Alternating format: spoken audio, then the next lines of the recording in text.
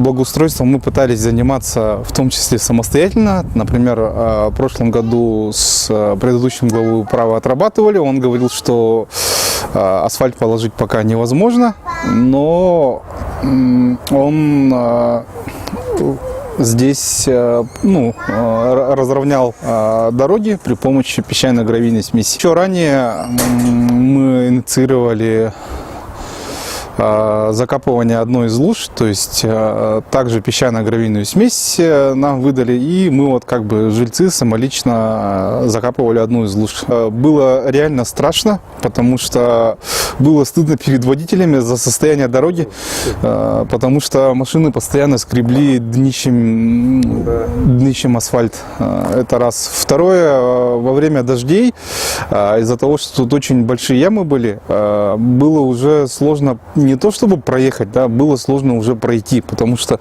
вот здесь вот, где край площадки спортивной, там можно было пройти, и нужно было прямо цепляться за деревья, чтобы не упасть. Считаю, что двор сделали достаточно хорошо. Единственное, что по благоустройству, конечно, есть все-таки кое-какие вопросы, но как бы к самому качеству покрытия пока претензий нет. К тому же сделали все-таки по современным технологиям, то есть поставили еще бордюры не только по краям дорог, но и, как видите, вдоль подъездов. А также еще, что сильно радует, что предусмотрен сток, то есть если дорога здесь переполнится водой, да, то хотя бы как бы с одной стороны вода может спокойно уходить со двора.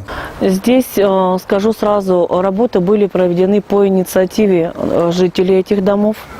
Жители в этих домах очень активные, в основном здесь проживают старожилы этих домов, да, как бы жители живут по много лет в этих жилых домах, многие проживают здесь с момента постройки, ввода в эксплуатацию этих зданий, поэтому они, конечно же, переживают за свой двор и хотят жить в нормальных человеческих условиях. В дальнейшем здесь муниципальные казенные учреждения службы городского хозяйства включили просьбу жителей в программу по ремонту внутриквартальных дорог и проездов, да, и провели конкурс, определился подрядчик.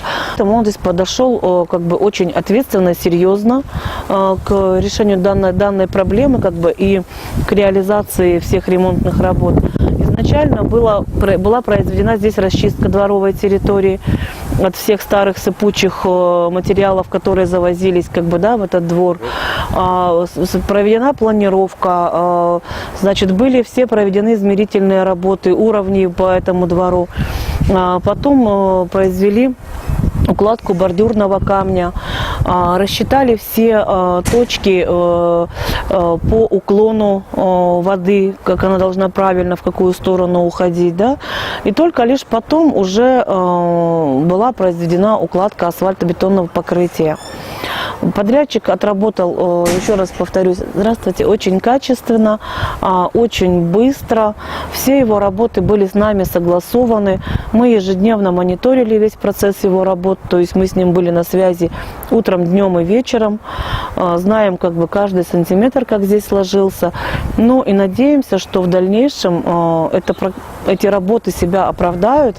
И действительно, это асфальтное покрытие послужит долго в этом дворе, как бы, и будет радовать долго жителей, которые здесь проживают.